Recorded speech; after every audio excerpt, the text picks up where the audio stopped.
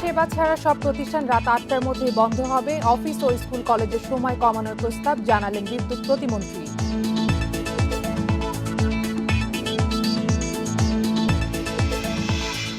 নতুন অর্থ বছরের শুরুতে কিছুটা স্বস্তিতে দেশের অর্থনীতি, বেড়েছে রেমিটেন্স ও রপ্তানি আয়, কমেছে মূল্যস্ফীতি।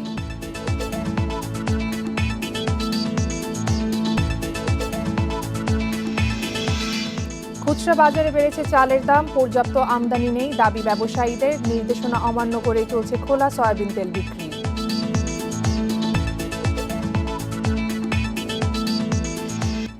আমন্ত্রণ অর্থনীতি সারাদিন, আপনাদের সঙ্গে আছে আমি কপ্তিয়া মুমতাহানা। শুনছিলেন শিরোনাম, এবারে জানাবো বিস্তারিত। শেখ কামালের ৭৩তম জন্মবার্ষিকী উপলক্ষে রাজধানীর রমনা ইঞ্জিনিয়ার্স ইনস্টিটিউশনে বক্তব্য রাখছেন প্রধানমন্ত্রীর বেসরকারি শিল্প ও বিনিয়োগ উপদেষ্টা সালমান এফ রহমান। আমরা সরাসরি চলে যাচ্ছি সেখানে। আপনার আন্দোলন শুরু হবে। আমরা ধানমন্ডিতে একটা বন্ধু বান্ধব আমরা ছিলাম যারা এই আন্দোলনের সাথে আমরা একসাথে শুরু করলাম। ওই সময় যে কথাটা বাবুভাই বলছে, আমরা রাত্রে ধানমন্ডিতে টোস্টিং যা করার, আমাদের সাথে কামাল সবসময় সাথে থাকতো। আমরা একসাথে কিন্তু ধানমন্ডিতে শুধু পোস্টিং না, চিকা মারা সবকিছু আমরা তখন করতাম। কামাল কোন সময় সে যে বঙ্গবন্ধুর ছেলে, সেটা কিন্তু আমরা ওর সাথে যখন ইন্টারাকশন করতাম আমরা কিন্তু কোনোদিন সেটা বুঝতে পারি না। সে সেটা আমাদেরকে বুঝতে দিত না। সে আমাদের সাথে যেভাবে মিশত, যেভাবে মিলত, ঠিক যেমনি নর্মাল একজন ছেলের সাথে, মানে একটা নর্মাল বন্ধুর সাথে, দুই বন্ধুর সাথে কথা হচ্ছে ঠিক তেমনি হতো। তারপর যখন মার্চ মাসে ২৬শে মার্চ চলে আসতেছে, তার ৩-৪ দিন আগে আমি আমার কামালের সাথে ২-৩টি স্মৃতির কথাগুলি আপনাদেরকে বলবো। তো চলে আসতেছে, আমি কিন্তু আমরা একসাথে শিকার করতাম। তো আমার ডাবল ব্যারেল শটগান ছিল।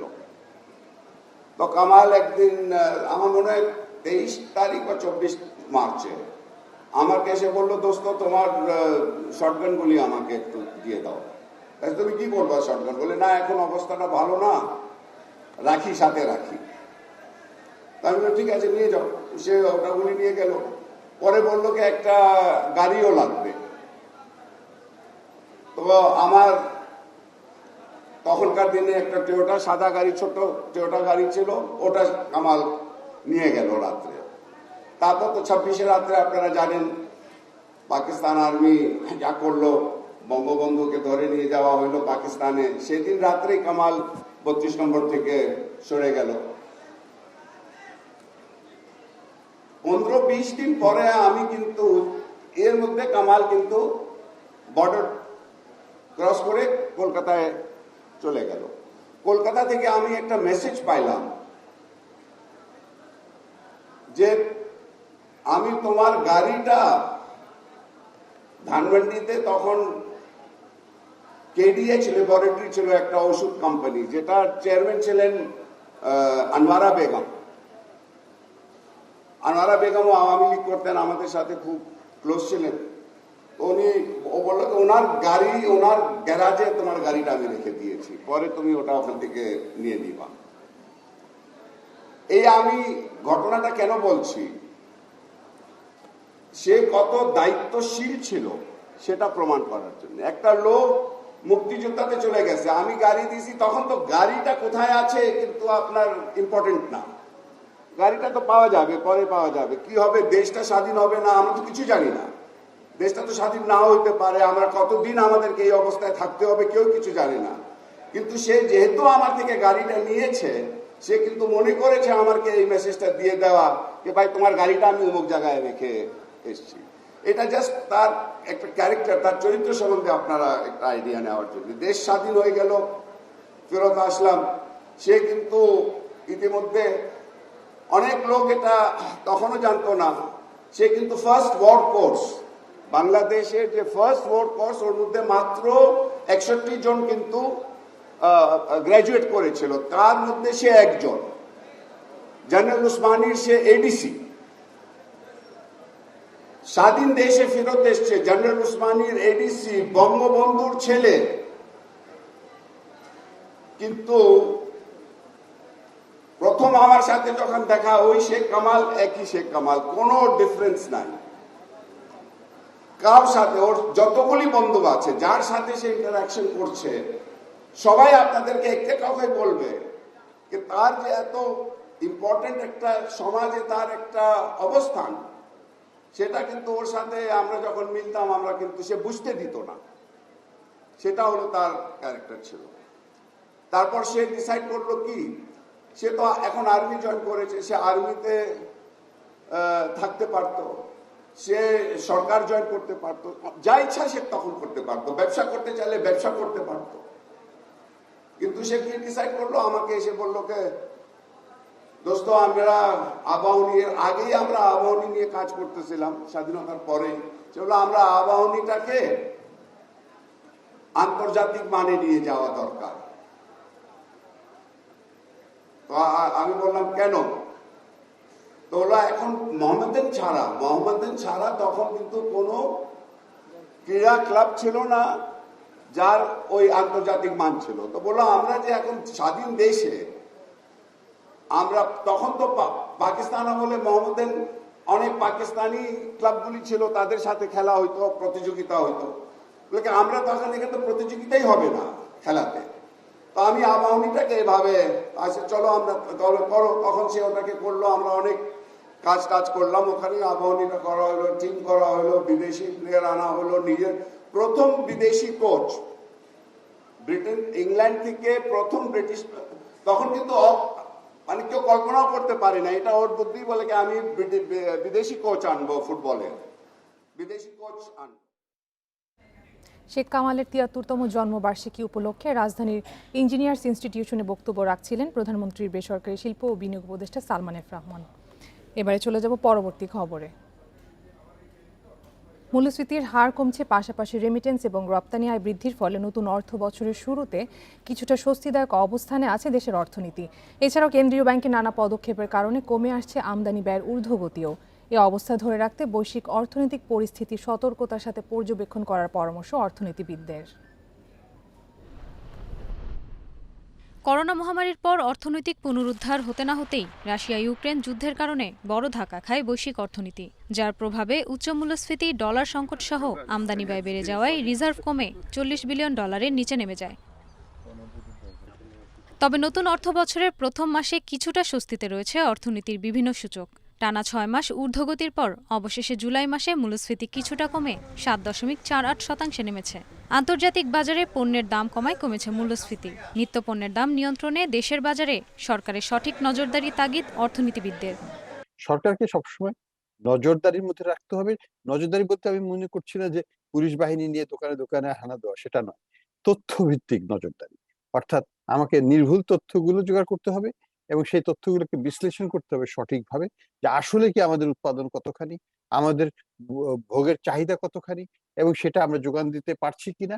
অর্থ বছরের প্রথম মাসে রপ্তানি আয়ের প্রবৃদ্ধিও ইতিবাচক। জুলাইতে পণ্য রপ্তানি হয়েছে $৩৯৮ কোটি, যা গত বছরের জুলাইয়ের চেয়ে প্রায় 15% বেশি।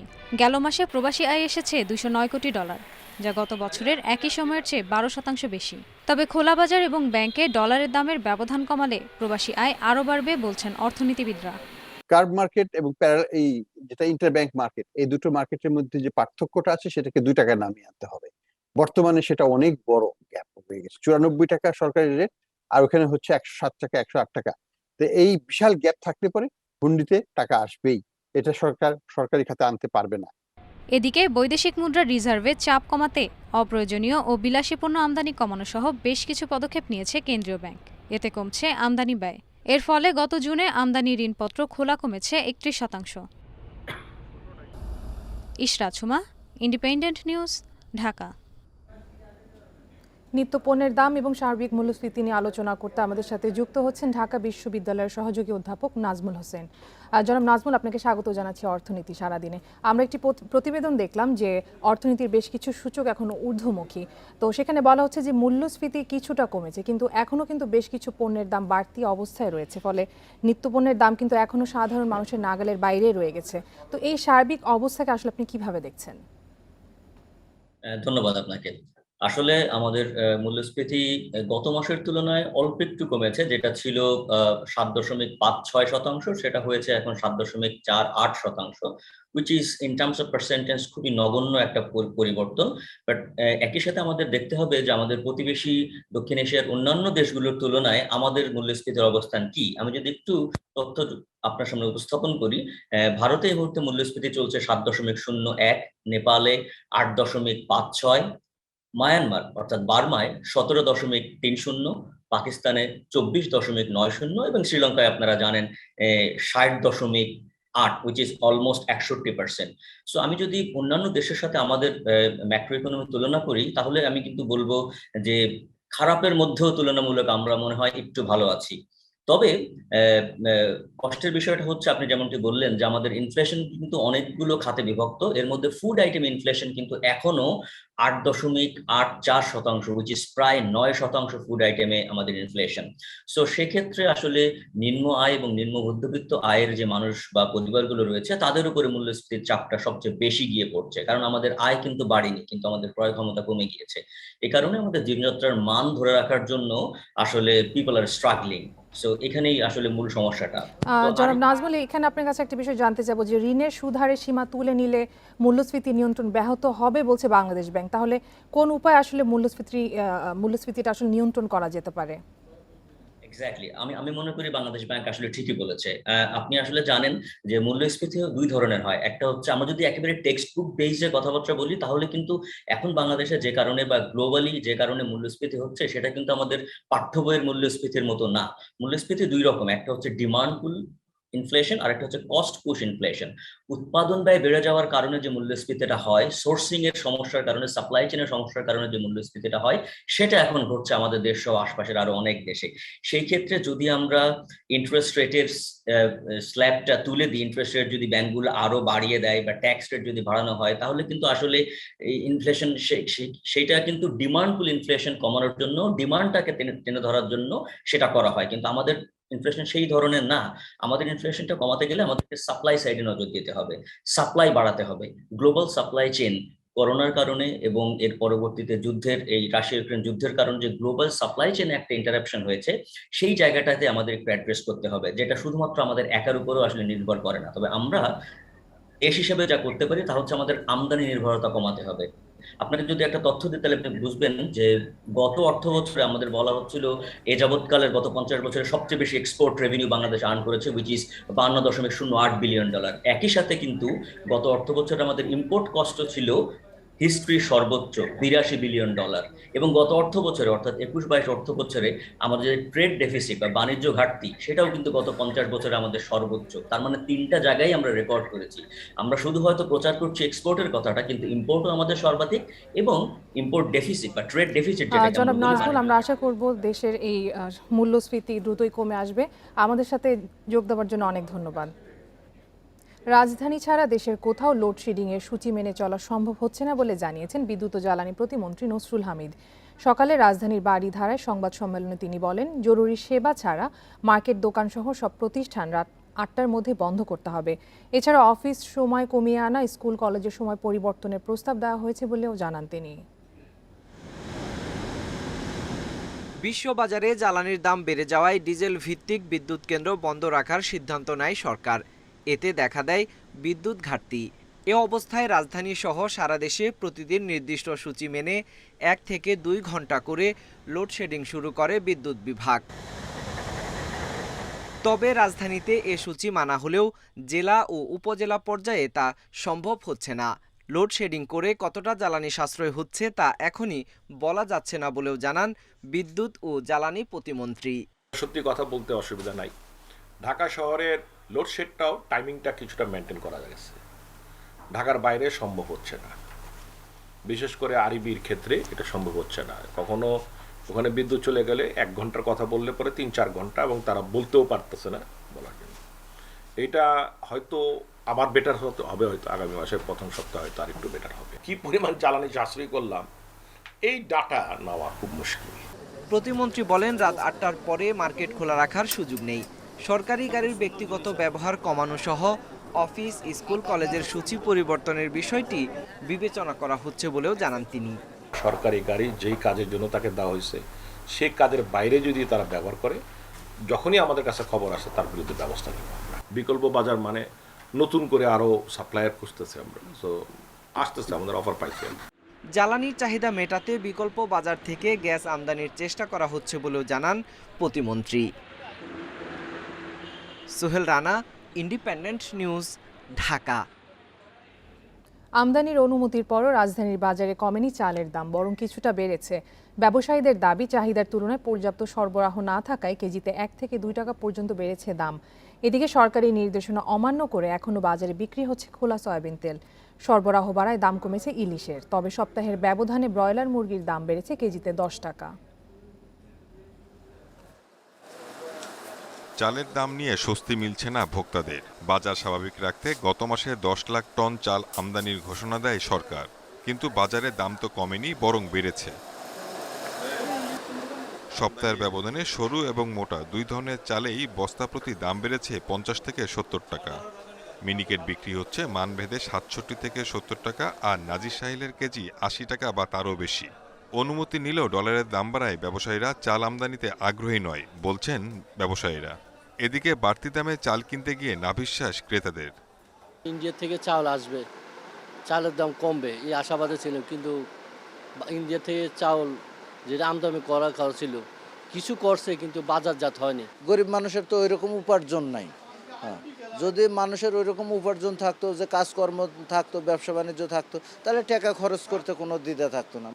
সমুদ্রে ইলিশ ধরা পড়ায় সরবরাহ বেড়েছে বাজারে, এতে দামও কিছুটা কমেছে। 700 থেকে 900 গ্রামের ইলিশের কেজি 900 টাকা, আর 1.5 কেজির বেশি ওজনের মাছ মিলছে 1500 টাকা কেজি দরে। তবে ক্রেতাদের অভিযোগ, সরবরাহের তুলনায় দাম ততটা কমেনি। 1 কেজি 400-300 গ্রাম এটা 1650 টাকা, হ্যাঁ কেজি। আর 1 কেজি 900 গ্রাম 2 কেজি এটা 1750।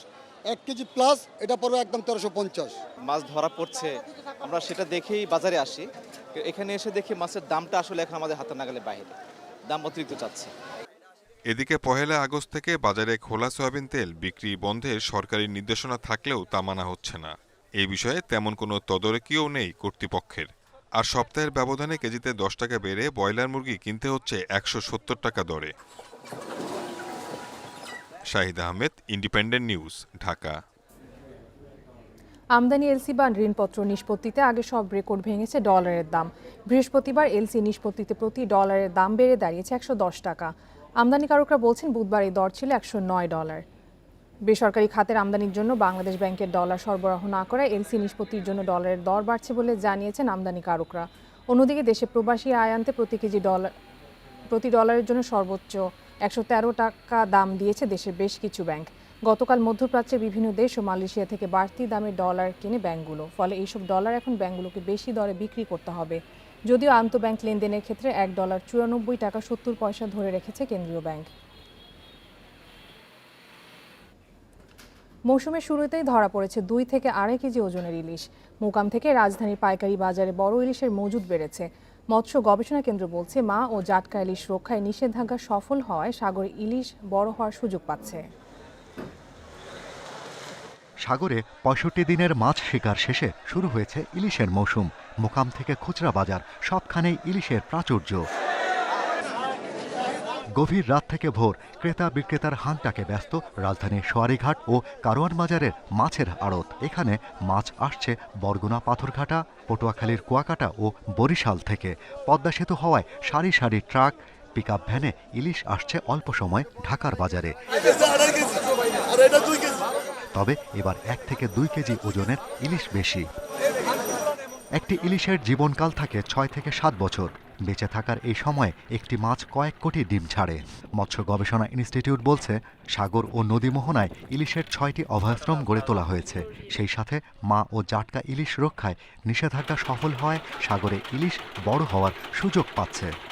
এই নিষেধাজ্ঞা মানার কারণে যদি এইভাবে ডিম ছেড়ে ফিরে যেতে পারে তাহলেই সফলতা। তাহলে বোঝা যাচ্ছে 2-2.5 কেজি ওজনের ইলিশ পাওয়া গেছে, তার মানে একাধিকবার একটা ইলিশই নিরাপদে ডিম ছেড়ে ফিরে যেতে পেরেছে। এটি একটি ইতিবাচক দিক। ইলিশ গবেষণা প্রতিষ্ঠান আরও বলছে, নাব্যতা সংকট ও দূষণের কারণে নদীতে ইলিশ কম আসছে, তাই জেলেরা এখন সাগরমুখী, সেইখানে ইলিশ বেশি শিকার হচ্ছে। ইলিশ গভীর জলের এবং অভিপ্রায়নশীল প্রকৃতির, কাজেই তাদের স্রোতশীল গভীরতার প্রয়োজন, সেটা যথেষ্ট তারা পাচ্ছে না। সেটা পেলে তারা আসতে থাকবে। এটি আরেকটি আছে, স্বল্প মাত্রার আপ অঞ্চলের দূষণও তাদের এই আসার ক্ষেত্রে একটা বাধা হয়। এবছর 5,65,000 টন ইলিশ উৎপাদনের লক্ষ্য ধরা হয়েছে। মৎস্য গবেষণা ইনস্টিটিউট বলছে, বাগেরহাট, পিরোজপুর ও বরগুনায় বলেশ্বর নদীতে ইলিশের অভয়াশ্রম গড়ে তোলা হবে। এতে আগামীতে আরও বাড়বে রূপালী ইলিশের উৎপাদন। Shahriar Anirban, Independent News, Dhaka. Digital ক্যাম্পেইনের মাধ্যমে বিক্রি বাড়াতে বিশেষ অবদান রাখায় দেশের শীর্ষ ইলেকট্রনিক্স প্রতিষ্ঠান ওয়ালটনের ব্র্যান্ডিং হিরোজ অ্যাওয়ার্ড পেল 47 ব্যক্তি ও ব্যবসায়ী প্রতিষ্ঠান। তৃণমূল পর্যায়ে ওয়ালটন এবং মার্সেলের ব্র্যান্ডিং কার্যক্রম পরিচালনার মাধ্যমে বিক্রি বাড়াতে অবদান রাখায় পুরস্কার দেওয়া হয়। বুধবার রাজধানীর ওয়ালটন কর্পোরেট অফিসে পুরস্কার প্রদান অনুষ্ঠানের আয়োজন করা হয়। ব্র্যান্ডিং হিরোজদের পুরস্কার ও সার্টিফিকেট তুলে দেন ওয়ালটন হাইটেক ইন্ডাস্ট্রিজের প্রধান নির্বাহী কর্মকর্তা গোলাম মোর্শেদ। সেই সময় তিনি বর্তমান বৈশ্বিক সংকটময় পরিস্থিতিতে ব্যবসা পরিচালনার বিষয়ে সংশ্লিষ্টদের গুরুত্বপূর্ণ পরামর্শ ও দিক নির্দেশনা দেন।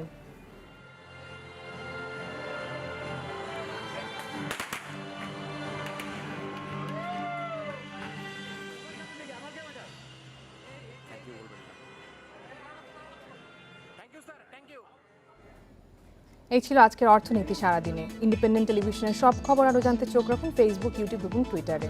আমন্ত্রণ আমাদের পরের আয়োজনে।